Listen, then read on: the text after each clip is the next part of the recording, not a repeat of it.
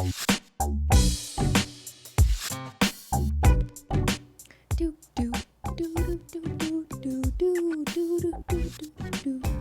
what's up? Hello, everyone, and welcome back to another episode of SimplyPodLogical, a Simply Nailogical podcast. Today's episode is brought to you by Oats Overnight. Check out oats.com/simply and use code SIMPLY for 10% off your delicious breakfast oats. Thank you, Oats, for sponsoring this podcast. So today, we're going to talk about glitter, conspiracy theories, and conspiracy theories involving glitter. What? What do you think, Menchie? There is no conspiracy theory. I have it all.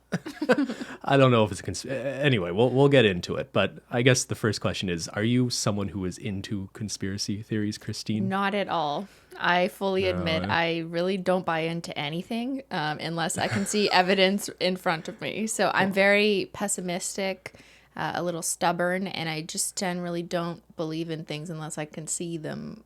But I'm someone who can relate. Like, it is fun to sort of go down some YouTube rabbit holes. Even if you don't believe something is true, it's sort of fun to sort of like fantasize about it. And like, there are fun conspiracy theories. And then there's others that are more like dangerous and radicalize young men and like are actually problematic and the kinds of things that get you demonetized on YouTube for even talking about. Yeah, glitter's not one of those, right? Glitter's not one of those things. I don't think we're going to touch on any of the dangerous ones. And I think like as YouTubers, I think you do have a bit of a responsibility not to promote like crazy, outlandish conspiracy theories that could negatively impact other people or businesses. Yeah. That always sort of bothered me about like some other big YouTubers would have conspiracy theory videos where like they do a couple hours of research and then like tell their very young impressionable audience a conspiracy theory as if it is true, right?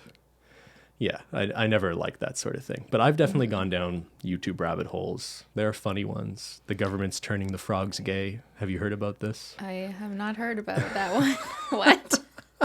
I love like the absurd ones like that. But you know what's funny? Like, obviously it's absurd to suggest there's some like government program to make frogs homosexual. And that's why it became such a meme. You don't say. But like if you go back 10 years, there's often like some tiny nugget of truth to these things that's enough for some people to run with it and the crazy people actually turn it into something insane, right?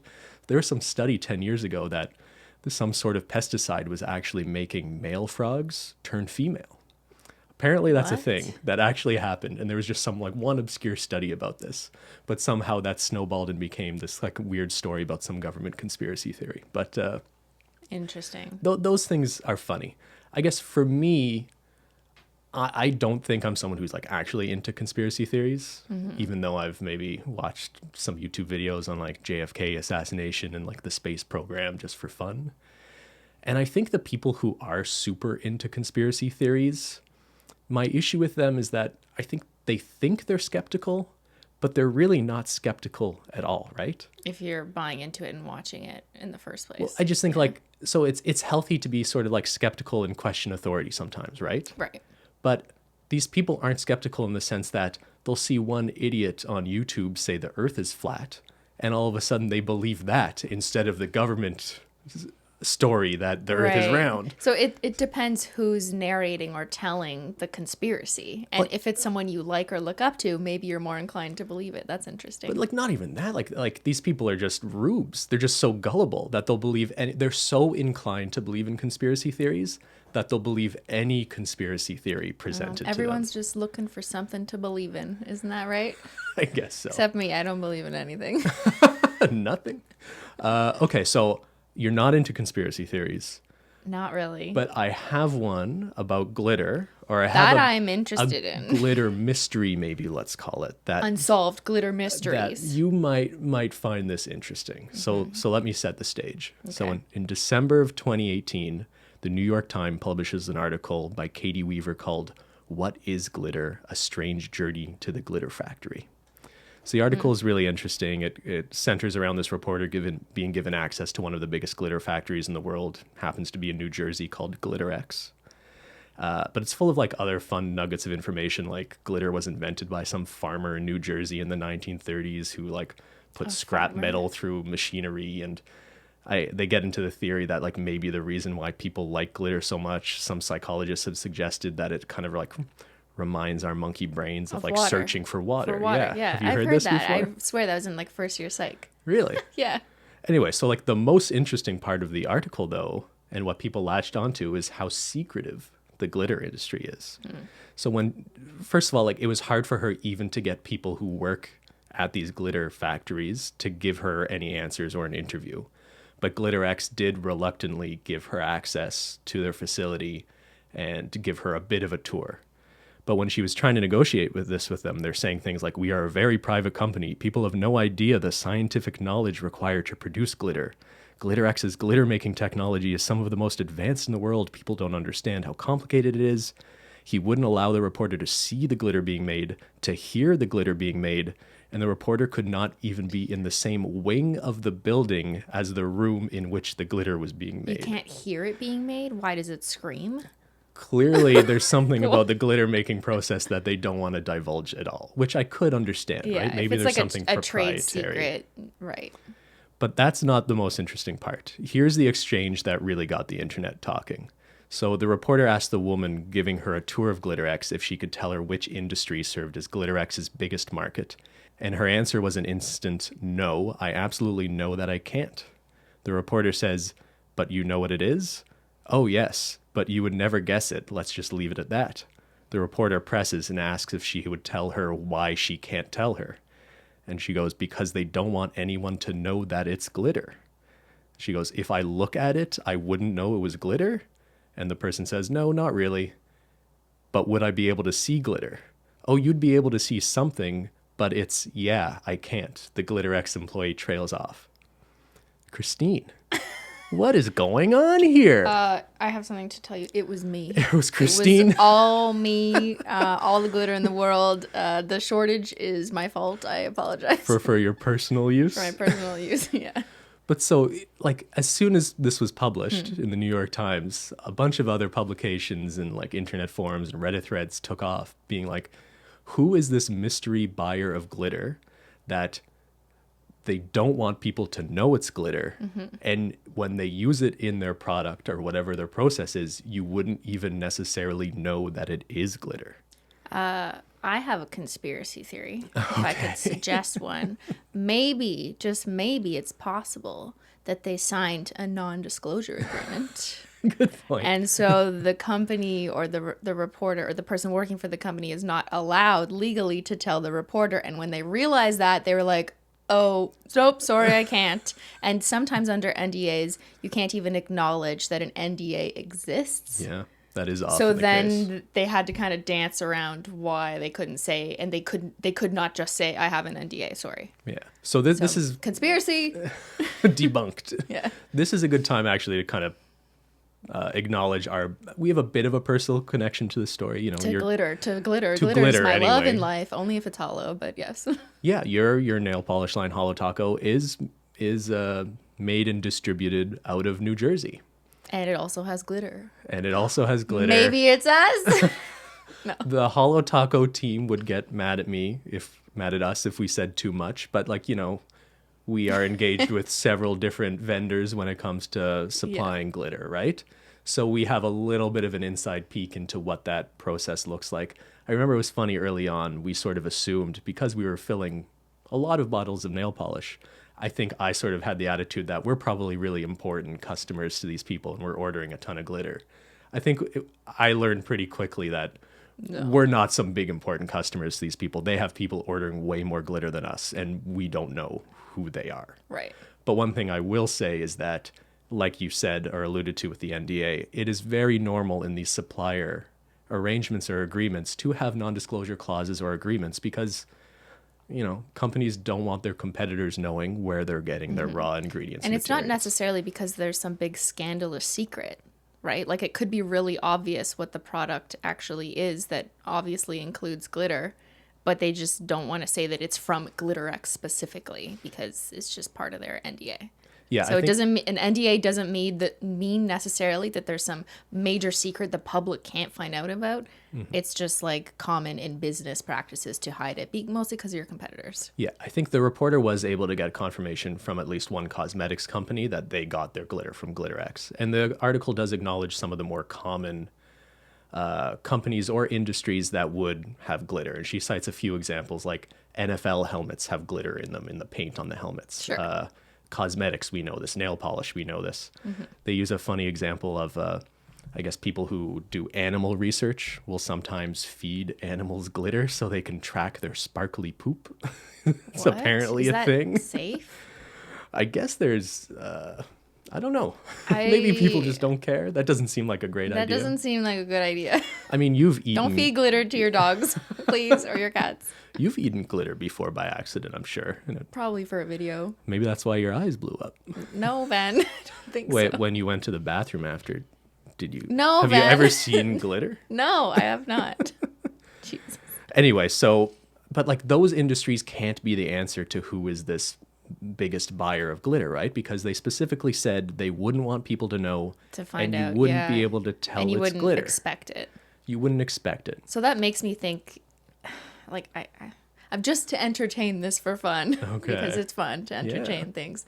It makes me think off the bat, without having read any of the theories, because I didn't on purpose. I let Ben do all the research and prepare here. Thank you. That it must be something that they wouldn't want mass consumers to realize that it's plastic. So that makes me think of maybe like glassware or something that you eat out of that's sold or at least appears like glass, or something that people are under the impression doesn't include like plastics or microplastics. And if they found out it was actually glitter, they associate glitter with plastic, and that would be bad for the brand. Yeah. Okay, that's a really good. I think that's like a practical, maybe that makes sense if we're to believe this reporter and what the employee said about how they can't tell us because the company wouldn't want us to know and realize that it's glitter, I think if we believe that. That's a really smart lens to look at it through. So I kind of combed through the internet and Reddit threads, and I pulled out, a few of the more common or interesting theories on who this mystery glitter buyer could be.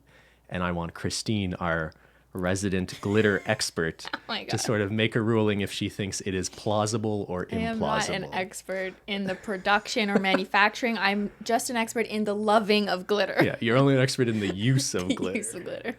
All right, so first theory, toothpaste. A lot of toothpaste is bright and colorful, and it kind of is glittery and glistens. Toothpaste producers have gone on record saying that they make toothpaste attractive to entice more people to use it, and pretty much everyone brushes their teeth. There was an article in Slate recently that in 2014, Procter & Gamble, who makes Crest toothpaste, confirmed that their toothpaste contains, quote, limited amounts of small colored polyethylene specks in some toothpastes, but they insist the product is safe. So what do you think? Do we have a dentist on the line? Any dentists out there? Because I feel like that would be the first person I would ask. Just looking at toothpaste from my non-expertise of like what's in toothpaste, to me it looks more like a shimmer, which I don't think is necessarily a glitter, because glitter, from my understanding, is like those thick sheets of plastic that get cut up into little hexes, and they don't really bend because they're hard plastics. But shimmers are something that are technically edible, like when you put in luster dust or those drinks that like have that shimmer potion in it, and those are all edible and safe to eat. They are? I Yes. thought, No, didn't no, you no. make a Simply Luster- video no, about no, how but- those aren't safe? Yes, the glitter ones were not safe. The ones that were little pieces of plastic. Okay. But the shimmers, like luster dust is the common name in like baking, where they like mix No, it with luster water. dust is the stuff you can't No, eat. It's just food no, contact no, safe, no. right? You're wrong. Luster dust. Okay. Sorry. Luster dust is fine. It's the glitter stuff that you can't eat. Well, no, in baking, there's edible glitter, which are just like sugar crystals dyed a certain way, but they're Yes. cut in a way to look And then there's reflective. a third thing. There's Okay. a third thing called luster dust that basically just looks like powder that shimmers. But what is it made out of? I don't know. It's Well, like if it's sugar. It's sugar, but it's like sparkly, but not those tiny pieces of plastic glitter that reflect light But in they the can't be traditional putting way. sugar in toothpaste, right? That would defeat Well, the... maybe I don't know. No, well, no. No, okay, but someone confirmed that polyethylene specks in some toothpaste. They're basically confirming they put plastic glitter in some Is toothpaste. that yeah? I don't know the chemical composition. Like Yeah. polyethylene is technically a plastic. Yeah.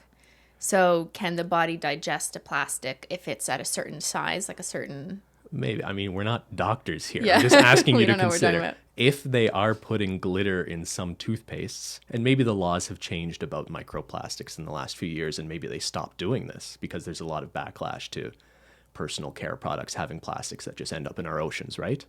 But if toothpaste makers were putting glitter in their toothpaste, which it seems like there's some evidence they may have been, could that be the buyer? No, I don't think so. You don't think There's so? just not enough. There's not enough in the toothpaste. But everyone needs tooth. Like, do you know Sure, anyone but, who like, doesn't brush their teeth? It's just, if that's true, it's so ground up that it almost seems pointless to even use that product in it. Like, I don't believe it. I don't believe that it is the traditional glitter. When we think of glitter, if Glitter X is talking about, like, those big sheets of shiny plastic that get cut up into hexes, I don't believe that's what's in toothpaste. Okay. I should add the article did confirm that Glitter X said that silver glitter was their most common sold Glass. glitter. I'm telling you. There's got to be some glassware using glitter When out have you there. ever seen glass with glitter in it? Well, I think maybe they're fusing it together or something. Like, so you don't realize that it's glitter, just like the girl said in the quote. Okay. All right, so no on I toothpaste? think You it's don't like the toothpaste. toothpaste Nah, theory? it's a shimmer. It's not a glitter. I like the toothpaste theory. All right, here's another theory. The military. What? So, an article Ow. on medium.com does a good job of summarizing this. So, one prominent theory is that the military is buying huge amounts of glitter to use in various top secret ways. One use for this much glitter could be for stealth coatings on military craft, such as the F-22 and F-35 fighter jets. These planes, and particularly the latter plane, is being produced in fairly high quantities by the U.S. military, so it would make sense that they would need a large amount of glitter if they were using it for paint. And there's some suggestions, some people have suggested that glitter in paint would help with like the stealth aspect of these planes. Really? I think it's the opposite. And Why would then- you want your plane to be sparkly if you're going undercover? And then also along the military lines, I saw other people suggesting that there's some reason to think in explosives to some degree can or have used glitter in them. Wow, that would be fun. Imagine exploding glitter bombs. So what do you think, Christine? Could the military be the secretive buyer of glitter for top secret purposes?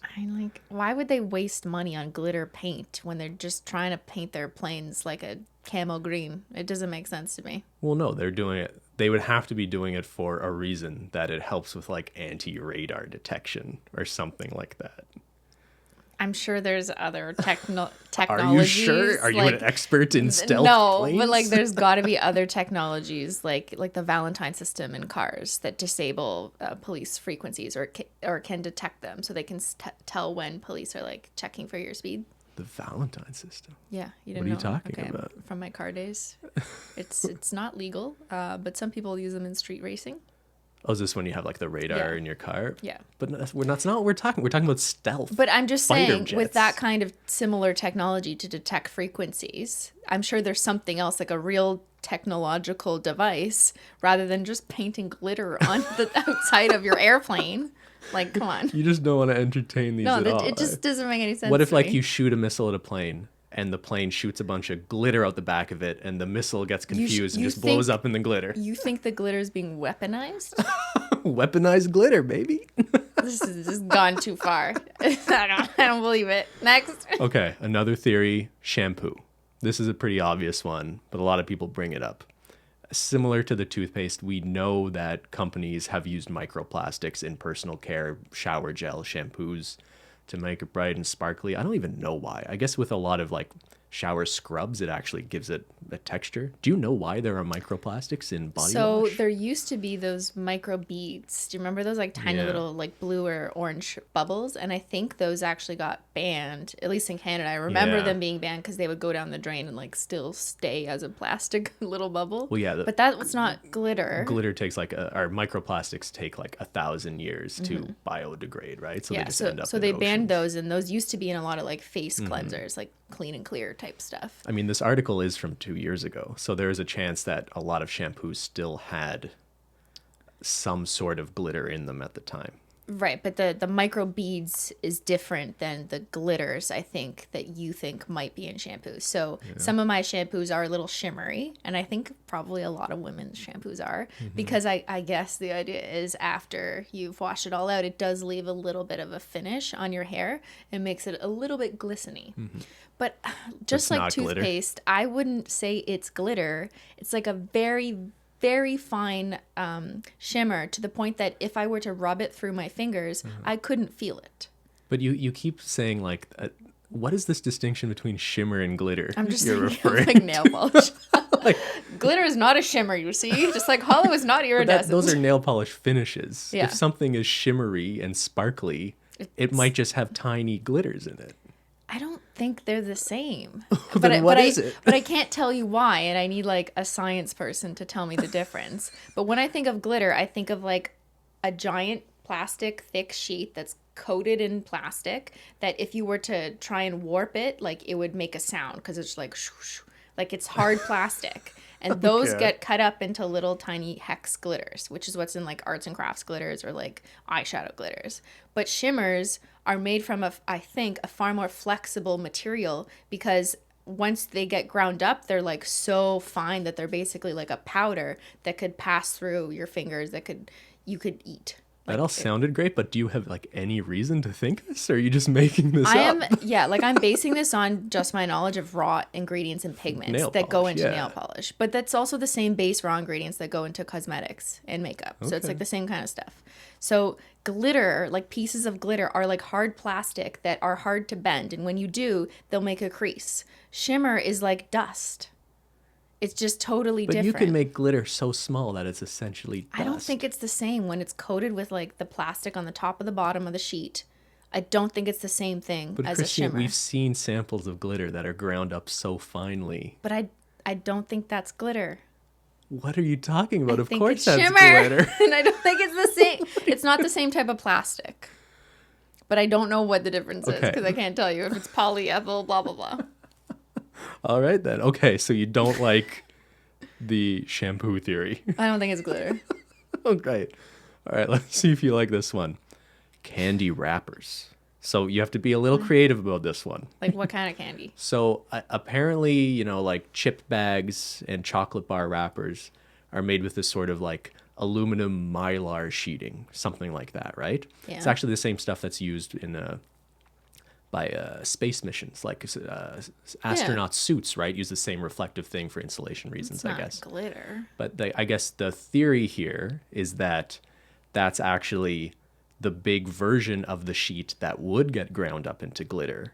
So maybe the biggest buyer is buying the sheet of glitter before it's ground up, and they're actually just buying a lot of the glitter sheeting to wrap chocolate bars. And like, how many people in the US are eating chips and chocolate bars all the time? It's not glitter either. It's like foil. But it has to be something you wouldn't know is glitter. But it's not glitter. If it's a malleable candy wrapper that can fold and you can crinkle it up and crunch it, that's not a sheet of glitter. That's a foil, which is probably made with some metals. Maybe it includes some types of plastic, but I wouldn't call that glitter, like the sheets of glitter that make hex glitters. I agree with you. I'm just trying. Maybe this is a bad theory. If you grind up a chocolate candy bar, not the chocolate, but just the wrapper, the silver, you get tiny little asymmetrical flakes. You wouldn't get perfect hex solid who's talking glitters. About perfect hex glitters? Well, that's what glitter is. Little flakes of plastic and aluminum fused together is glitter. Well, it depends. I thought you were our glitter expert here. Is it a skinny sheet? If it's a skinny, flexible sheet like that, it gets ground up into flakes, and you make flaky hollow taco. But if it's a big, solid piece of glitter that is not that flexible and that like goes whoosh, when you try and warp it, then you make Menchie the cat hollow glitters. I can't tell if you're messing with me. No, I'm dead serious. Like, you're arguing things aren't glitter because they're shimmers or something, or flakes. If it's all made of like sparkle? Polyethylene, whatever, but I don't think and it's the ground same. Up into certain shapes, that is the definition of glitter. But that's what I'm saying. This is the most controversial episode. I'm saying, although I'm not coming from a place of complete education because I don't know which type of plastic it is and I can't tell you, but someone out there must know. But there has to be a scientific compound difference between the thick sheets that are traditionally used to make hex glitters that are like thick and hard and coated on both sides, and then the very thin foil malleable sheets that get cut up into asymmetrical shapes because they are too soft to actually punch solid shapes through. For the purposes of this conversation, yes, dear, I would invite you to consider that both of those things are glitter. I disagree. All right, let's try another theory. Let's try again. Okay, what about the resort industry? So I found a Reddit comment explaining this one from Sexy Corn Witch. What? Many resorts are built on land that does not have a natural beach coastline. The beach is added with landscaping. Now, pristine beach sand is actually pretty rare, and sand is actually such an in-demand product that there was organized crime around sand distribution. So, where is all this resort sand coming from? That's the glitter. The fake sand is glitter. What do you think? Are you going to argue it's not glitter? If that were true, the beaches would sparkle way more and just look way cooler. So I don't. Wouldn't they all just blow away in the wind too? If it was a flake. But if it was a plastic glitter, it might be heavy enough to sit on the ground. I don't think this is plausible at all, but I thought this is one of the funnier ones I came across. It is funny. That's why the most expensive, attractive beaches attract you because, they have glitter. Holo. But there is something glittery in fake beach. Like, it wouldn't surprise me at all. But that's just like little specks of glass, isn't it? Like naturally occurring glass. Naturally, yes. But when there are fake beaches that are a little glisteny, I wonder if they're just putting a few dashes of glitter into those fake beaches. And that's not good for the environment, right? Yeah. Maybe that's why there's so much microplastic ending up in the ocean. Because of the resorts. Okay, well, let's not blame anyone because we have no evidence of this actually occurring. I don't believe it. All right, here's another theory. I think this is my favorite one. Money. So, American money, dollar bills, have glitter ink printed on them. Like if you look at a dollar bill and it says like 20 in the bottom corner, it's kind of like a golden glittery ink. Not as much as Canada, though. Canada has way more sparkly properties. But there's something like over $1 trillion of U.S. currency in circulation. Mm-hmm. All of those bills have a marking on them in glitter ink. And presumably, like, I'm even a little reluctant to talk about it because it's presumably it's done for anti-counterfeiting purposes. They probably don't want people to really know that or question it. And the author of the original New York Times article, someone replied to her tweet, her follow-up tweet, suggesting that maybe it was the glitter on money. And then that tweet quickly got deleted, and you can only see the replies to that tweet now. So is this podcast going to get deleted? Maybe it will just get deleted by the U.S. Treasury Department. You heard it before it was deleted. Anyway, I think this could be plausible. Only a little bit of ink, I guess, would be getting used on each bill. So it's not like a ton of glitters going into them. But if there are like $1 trillion of currency out there in the market and all of them have a little bit of glitter on them, I think this could be the answer.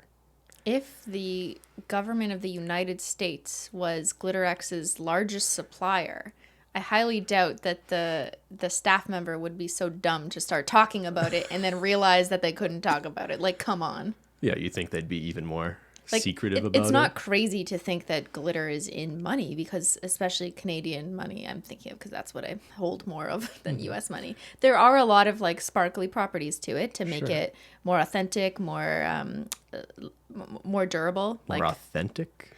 The more yeah, glittery it is? No, I mean it's harder to reproduce for the average person because there's so many different things going on. Like it's not just a piece of paper that you can print. You couldn't just print it out of your printer.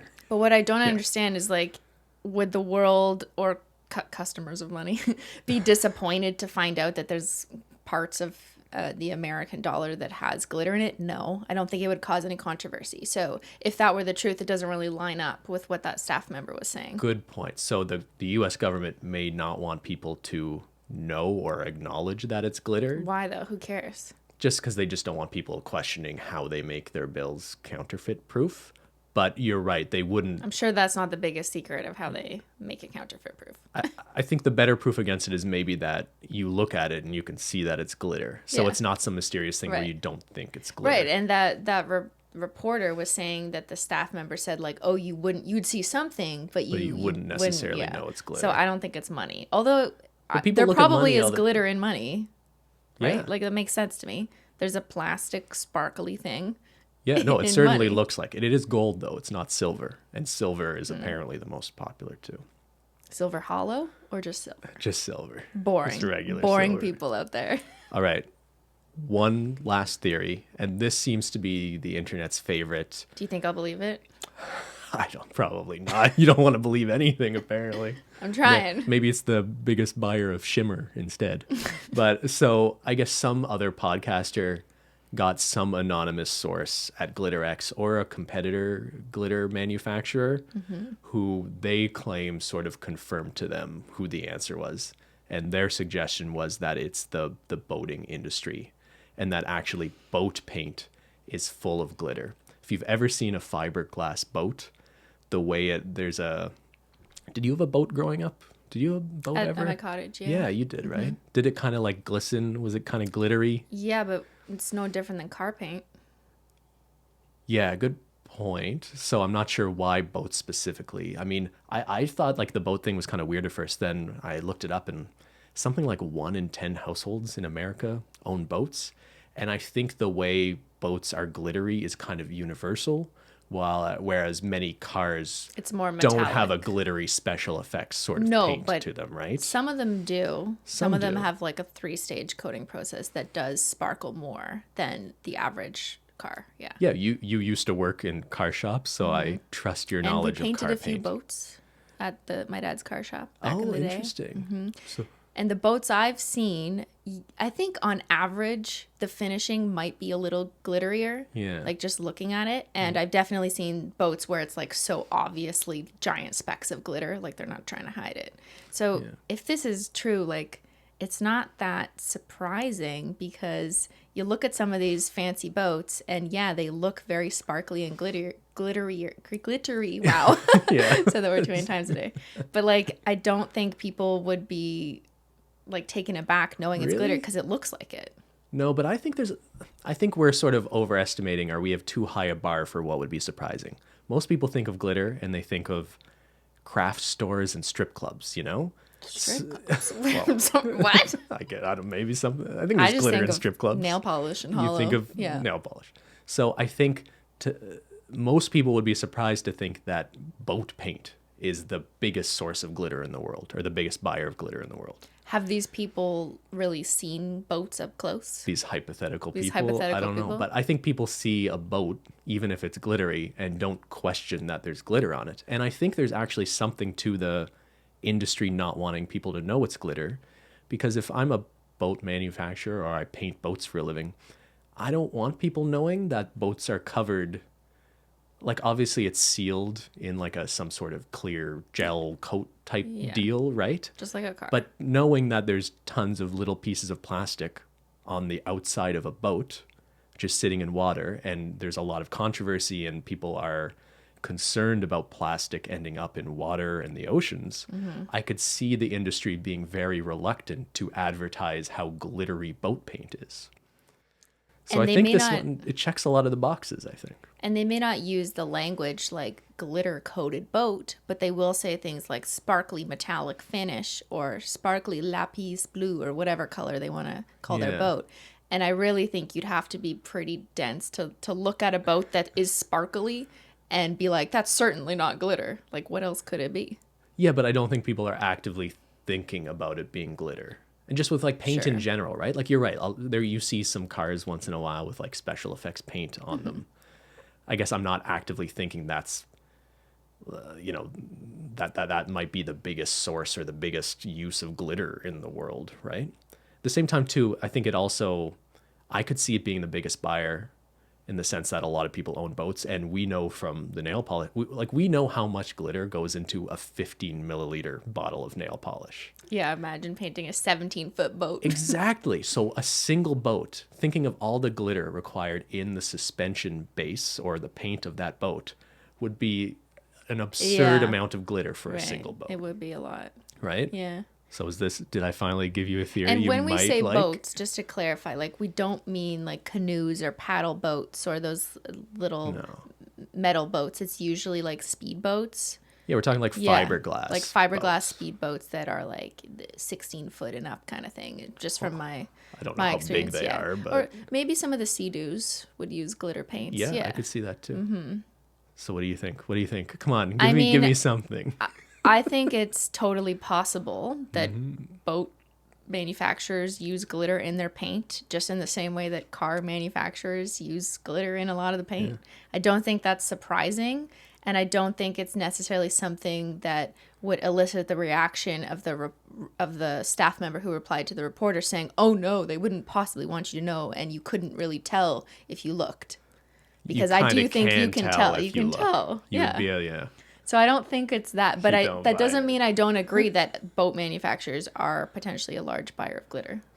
You know, I've been thinking about this, and I saw a few comments on these threads about it as well, that maybe this person working at the glitter factory is just Crazy. some prankster, and just like the glitter manufacturing is actually a super boring industry, and they just wanted to make it seem more mysterious and You know cool what? than it is. That I believe. Okay, there's a conspiracy theory you'll actually buy. Or maybe they just signed an NDA and realized that after they already started talking and we're trying to backtrack. You're right. Like Yeah. the most obvious answer here is that they just shouldn't have said anything, and it might just be Revlon, or it might just be some cosmetics producer or something, and they just realize, yeah, by hinting at it at all, they'd be violating some non-disclosure agreement. I'm going to need someone in the science industry to tell me the difference between plastic glitter pieces and shimmer.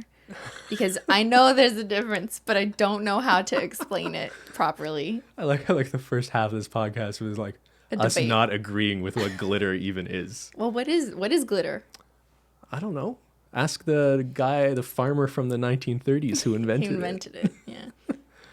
Well, okay, so I can see now that like you're not a conspiracy. Like you're so reluctant to agree Because with. a lot of this is just people's imaginations kind of going wild. Like Yeah. maybe it's toothpaste and we're all dying. Like I don't know. I mean, maybe. But it's fun though. I guess you just don't like speculating, or maybe you just need I mean, a little it's more fun. imagination. Hey, let me just Christine. say, I can appreciate the entertainment value of a lot of these conspiracy theories and how it might be fun with your friends or just on your own. Like if you like researching to go down these rabbit holes, like it's good. It's keeps the mind active. It keeps you curious and interested in challenging things. So there's nothing like wrong with it. Yeah, like one of my favorite episodes of the Jenna and Julian podcast ever, It was conspiracy theories. R.I.P. One of their videos was like Jenna giving a dissertation on how the plays of William Shakespeare were actually written by Sir Francis Bacon, some like philosopher who would have been around in the same time, and Shakespeare was actually some illiterate guy who could barely write. And like I don't know if I actually believe that or not, but just hearing someone like really interested and Passionately, invested yeah. in some like crazy story or idea is interesting to people. No, it definitely So is. Yeah. do you not have any quote unquote conspiracy theories you believe in or have ever looked I mean, into? like, I never believed in the tooth fairy. Did I ever tell you that story? Did I tell you that? Does that count as a conspiracy theory? I mean, it is I don't for, know if for you've told that children. story. So when I was young and my parents told me that the tooth fairy was going to come and I had to put my tooth under the pillow to get Yeah. a toonie, which is $2 here in change in Canada. I waited up on purpose and caught my mother putting money under my pillow. And from that age of 6 years old, I knew it was all a lie. It's all a conspiracy. Wow. So I never believed in any other fictional characters either. Oh, okay. I see where you're going with Yeah. that. Wow. Good. Okay. Good job, Christine. R.I.P. conspiracy. Easter Bunny. I mean, yeah, I don't know if that counts. I guess that is a. It Yeah, I is. guess It's a conspiracy theory for kids. Your children your parents are conspiring against children all over the world to believe in fantastical bunnies and guys. to make their childhood light and fluffy and fun, but no, not for me, ma'am. Don't you want children's No, the I childhood want the experience truth. to be sort of innocence and let them? No, not this child. Like, I just want the truth. Okay, here. Let me tell you a couple conspiracy theories. Let's I'm call up Glitter a X. little bit interested in. You tell me if these are crazy or not. Okay. I want to see if there's Yeah. any Yeah, Ben. any willingness. What do you on your part. believe? I'm not even saying I believe in these, but I find them interesting. Okay. Okay. Ancestry.com or like Me23, whatever those services are, like you spit in a tube, they get your DNA And they just collect and it they and tell keep you it. like you had a great aunt in Russia. Cool. Now you know that. You're aware of these services. Yes. In the fine, I don't even know if it's a conspiracy theory because I think you can find it in the fine print that there's some language, legal language about them being able to share that information with the government. Obviously. There's probably a huge database somewhere now of people voluntarily supplying their DNA to this private company who's just sharing it with law enforcement in the US. Does it actually say with law enforcement or the government or just like third party? I Because think- that basically says we might share it with third party in so many things. I've never really looked into it that closely. I think there is some explicit disclaimer language in there that suggests they can share it. And there was a serial killer recently The Golden caught. State Bridge one, right? Which one was it? I can't remember the think name so. of him, but it was only very recent, and he went on his killing spree way back in the 60s or 70s. And he did an Ancestry.ca No. test? So apparently he got caught through DNA of like a distantly removed cousin who had voluntarily participated in one of these services. That's amazing. So I think there's good, like, I'm not saying this is a bad thing. Yeah. Although, like, there's definitely like a civil liberties conversation to have about it, right? But like the conspiracy theory that 23andMe is just trying to steal your DNA data to share with the government kind of sounds ridiculous at first, but maybe there's actually something to that. I mean, you are voluntarily giving your biological information to a company that you're presumably not that familiar with. But you think you're doing it for ancestry purposes, not No, but- in case you have a cousin who killed somebody one time. Yeah, good point. I guess the thing with conspiracy theories too is like once something is proven true, we don't call it a conspiracy theory anymore. So the only things that are conspiracy theories, because like they're just history once they're Yeah. established as fact. Like the CIA used to back in the 60s, the CIA had a program where they were giving people hallucinogenic drugs to experiment, like do mind control experiments. That would sound like something totally kooky. And then a bunch of stuff was declassified, and it turns out that really was happening. So did the world refer to that as a conspiracy theory for years, and then it turned out to just be the truth? I think so. I think that might be the best example I can think of something that people labeled a conspiracy theory and then was confirmed. Because that's pretty rare, though, I think, right? Because generally speaking, when you think of conspiracy theories, and maybe you just Google the top 10, those things have been conspiracy theories for like decades. Yeah, but it's like there are some things where there's a lot of circumstantial evidence, like the JFK assassination, right? A lot of people think there's more to that story than the official story. But we're talking about someone who was killed over 50 years ago, the president. There's grainy video footage, and everyone else involved is dead at this point, right? So will we ever know if there was something more to that? Yeah. Probably not at this point. So are there any other conspiracy theories that you actually believe in? I heard a theory that if you use code SIMPLY, you can get 10% off oats overnight at oats.com/simply. But I don't think the government wants you to know that there's this delicious oat breakfast. It's like an overnight oat milkshake and all these amazing flavors. But it's so good that I think people want to kind of keep it a secret. But we're telling you right here, right now, oats.com/simply. Use code SIMPLY for 10% off oats overnight. And this is one conspiracy theory I believe, You believe and in it? endorse. It's so delicious. That's not a secret. Can I give you one more that people are going to make fun of me, but like What? I went down like YouTube rabbit holes about this, and it's a fun one, even though I don't believe in it. Just to be Okay. clear, I don't believe this. What? The moon landing. The fact that Really? the U.S. government stuck a bunch of guys in a rocket in 1969 and they made it to the moon is like hard for me to wrap my head around. And I'm willing to trust experts, and I think it would have been impossible to cover this up for the last 50 years. Mm-hmm. But to think that 50 years ago, knowing the technology they had 50 years ago, the fact that so the International Space Station, I believe like they make trips up there all the time, right? That's 400 miles or something out above the Earth. Do you know how far away the moon is from the Earth? Far. It's almost 400,000 miles. Like that's really far. And the So technology they had in 1969. What are you saying? That it wasn't possible to get to the moon? Ben, I thought you said you didn't believe this. There's a lot of reasons to doubt it, but I trust that there are like experts out there who would have debunked this if it never happened. But there was like a lot of geopolitical reasons why there was an interest in faking it. The technology we have in our cell phones today is way better than any computer technology they would have had available to them with any resources they had in 1969. There's a lot of weird circumstantial things about like maybe fake photos. It's a fun one to get into, even if at the end of the day you have to admit that it's very unlikely that they would have been able to completely fake it, right? Because the US and Russia were in a race to see who could get to the moon first. Russia had, or the USSR had outdone them in a lot of ways in terms of being like the first person to put, I think, a man in orbit or to get like a non-man mission to the moon, things like that. But it's kind of crazy to think that, so they did a few of these lunar missions, the Apollo missions back in the 1969 and the 1970s. And at no point since then has any other country sent people to the moon. Because what's the point? You already did it. So I guess that's the answer. Why money, go to the moon? Like, waste a lot of resources. If something was possible in 1969, isn't it kind of crazy that you don't just have some weirdo billionaire today who's just like, I'm going to go to the moon for fun? Ask Elon Musk. Well, he's overshooting it and just going to Mars. And I guess his answer is that there's no point going to the moon. Right. But I swear that there have been other countries who have sort of flirted with the idea to show off that they're, superpowers too. I think China at one point had suggested they were going to go to the moon just to prove that they could. And that just never happened. Because it's stupid. It's so strange to me. You don't do that just to prove that you could.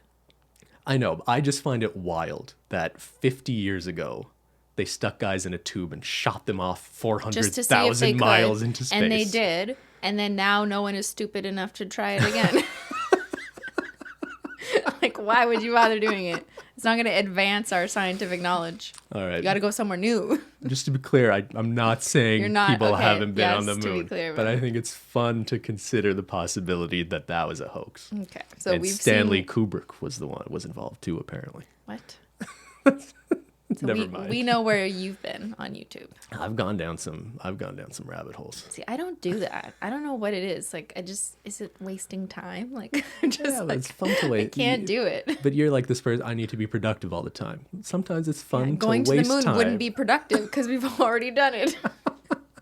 You know what they say about people going to Mars too? Is that like that's probably a one-way ticket, right? The people who volunteer to be the first people to go to Mars, maybe they don't want to come back. You know what? I don't blame them in 2020. The 2020 ticket will take you to Mars, hope for a better life. And if you don't come back, good. That's awful. All right. Hey, in the comments below, if you have a conspiracy theory based off of your knowledge of Cristine and Cristine's interests that you think she might actually be interested in, I would love to hear it. Yeah, actually, challenge time, everybody. Yeah. Find me a conspiracy that you think I might actually believe. It'll be hard. Good luck. Good luck. Apparently the not. mission begins now. Should be about who's buying the most glittery shimmer in the world or something. Well, we do know that there was a holo flaky shortage caused by none other than Holo Taco. It's true. We did earlier last year. We went 7 months with a dry supply. We finally got it back. Yeah, we caused a very specific glitter shortage of one kind of glitter. It's not glitter. It's flakes, which is different. And they're hollow, so they're more special and rare. All right, everybody. Apologies to Ethan and Gila Klein. We were going to have them on today to talk about their apparel brand, Teddy Fresh. Yeah. Right, yes. Yeah, we were big fans. I was actually I like Teddy Fresh products so much. I was thinking we could just release the exact same design and just put the word holo on it. Do you think that would be ethical? Would that be good? There'd be nothing wrong with that, right? Just the exact same colors in the exact same spot and just holo. I think we should take this time to not be petty on the internet, but I really do like the Teddy Fresh designs. I think Gila is an amazing designer. I have a couple hoodies. And this isn't a plug. I just I do like their hoodies. You know what I respect? Like, it's not like I agree with everything they do and say, especially on the podcast necessarily, but the way they have established a brand that exists independent of their sort of YouTube business, I think is pretty inspiring for other creators and something other creators could look to for an example. Yeah, no, I really strongly respect that too. And I love that it's her brand, her vision. It's what she's kind of always wanted to do. And she clearly has a passion for it. It's kind of how I feel about like Holo Taco. That I also want to exist independently of Simply and Illogical. Yeah. But obviously they're both driven by me. So when we were talking about Holo Taco, I remember we were like thinking of what other YouTubers have brands that they have successfully built an identity for that sort of exists outside. Mm-hmm. And that isn't just like merch for their channel. Exactly right. Like different. A lot of people do apparel. This came up at some YouTube workshop at some point where it's like so many YouTubers just do hoodies or shirts and like they don't really have a passion for shirts. The fashion industry. They're just told like, oh, you can make a lot of money by making shirts, right? Mm-hmm. So to see someone doing apparel, but they clearly have a passion for the design aspect of it and it's clearly its own brand and not just slapping a word on a t-shirt, I have a lot of respect for. Yeah. Yeah. That's a whole other conversation. All right, everybody. Anyways, that's all the time we have today. We'll see you next Taco Tuesday. Yeah, guys, it's Tuesday. It's your weekly reminder. Don't forget it's Tuesday. Don't forget. Brush your teeth. Oh, wait. Guess what's coming out on Saturday? Yeah, what's coming on Saturday? I'm like, what week is it? What am I saying? But how about I'll leave it as a conspiracy theory until then, everybody. Yeah, conspiracy theories about Holo Taco, right? Yeah. All right, thank you so much for tuning in. If you can think of a conspiracy theory that Cristine might believe in, we want to make her believe. Drop it down below in the YouTube comment section. Drop it like it's hot. All right, everybody. See you next Taco Tuesday. Thanks so much for watching. See y'all later. Bye.